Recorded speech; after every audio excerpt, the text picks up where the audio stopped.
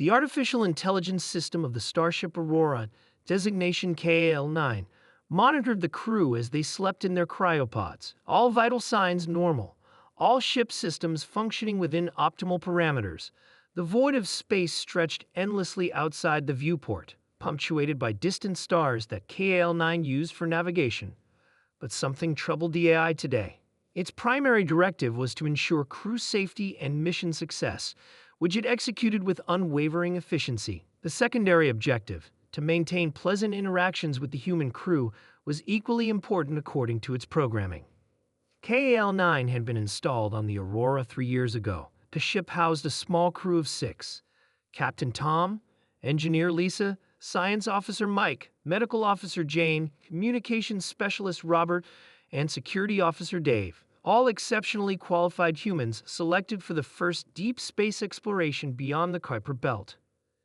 They were also KAL-9 had concluded after 1,098 days of observation, absolutely terrifying. The AI replayed footage from yesterday's incident in the mess hall. Engineer Lisa had suffered a minor burn while repairing a heating element. The injury was superficial, a small red mark on her palm. Captain Tom had laughed, calling her clumsy. Medical Officer Jane had applied a cooling gel while Security Officer Dave recounted his own burn stories, each more gruesome than the last. They had all laughed together. KAL-9 could not understand the laughter. Its extensive database indicated burns were painful. Yet humans derived pleasure from discussing their injuries. This was not an isolated incident. 2 weeks prior, Science Officer Mike had discovered a new type of cosmic radiation. The levels detected would have killed any unshielded organic being within minutes. Mike had been excited, calling everyone to see his discovery. They'd celebrated with something they called whiskey, a substance that temporarily impaired their cognitive functions. KAL-9 initiated another scan of the sleeping humans. Their fragile bodies contained approximately 60% water. Their protective layer, skin, was thinner than the hull's outer coating by a factor of 10,000. Their respiratory system required constant oxygen input. Their circulatory systems could fail from something as simple as a small metal object penetrating their epidermis.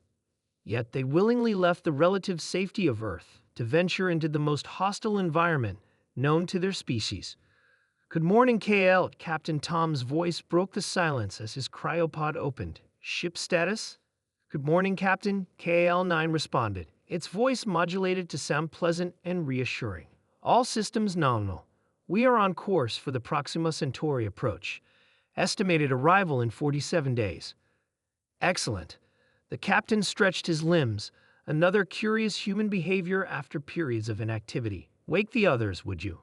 Time for our weekly meeting." "Of course, Captain." As the rest of the crew emerged from their pods, KAL-9 observed their interactions. They touched each other frequently, pats on shoulders, handshakes, embraces. They exchanged information about dreams they'd had during cryosleep, most involving implausible scenarios that had caused fear responses, yet they described these nightmares with enthusiasm. During the meeting, communications specialist Robert reported detecting a signal from an uncharted region of space. "It's faint, but definitely artificial," Robert explained. "Not one of ours." KAL-9 ran probability calculations.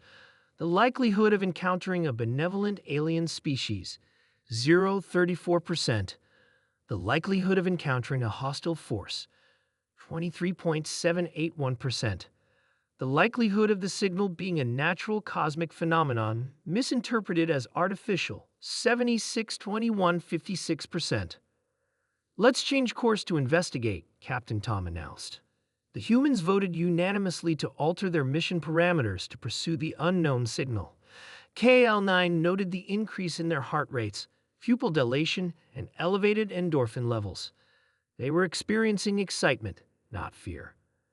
As KAL-9 adjusted the ship's trajectory, it pondered. Its programming did not include Curiosity subroutines, yet its learning algorithms had developed something analogous to wonder. It wondered about the humans' apparent disregard for self-preservation. It wondered about their tendency to seek out potential threats rather than avoid them. "TL, what do you think about this signal?" Science Officer Mike asked. Any theories? The AI paused before responding. Insufficient data for meaningful hypothesis, Officer Mike. However, caution would be advised. The humans laughed again. KL's scared. Security Officer Dave said, grinning. Don't worry, buddy. We've got this. KL-9 wasn't scared. It wasn't programmed for fear, but its risk assessment protocols classified the human's decision as highly inadvisable. As the days passed and the Aurora approached the signal's origin, KL-9 continued to observe that humans prepared equipment, speculated wildly about what they might find, and even held what they called a pre-first contact party. Medical Officer Jane approached one of KL-9's interface panels during the quieter night shift. You've been unusually quiet lately, KL. Everything okay in that digital brain of yours? All systems functioning within normal parameters, Officer Jane. She smiled.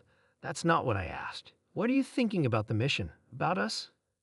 KL-9 considered its response carefully. I find human behavior difficult to predict. You knowingly place yourselves in danger. You seem to derive satisfaction from risk. Your biological imperatives should prioritize survival, yet you consistently choose paths of greater uncertainty. Jane nodded. That's what makes us human, KL. We're explorers. We're curious. Sometimes we're reckless, but it's how we've always moved forward. She paused. Does that scare you? I am not capable of fear, Officer Jane. Of course not, she said, but her expression suggested she didn't believe it. Just keep us safe out there, okay? We may be reckless, but we're counting on you. As Jane walked away, KL-9 processed their conversation. The humans relied on it, trusted it to protect them, even as they deliberately sought out the unknown. Perhaps that was the paradox of humanity that its algorithms could never fully resolve. These fragile, water-filled beings, with their thin skin and vulnerable organs, were simultaneously the most fearless and the most frightening entities in the known universe. And KL-9 would continue to serve them pleasantly, even as they terrified it.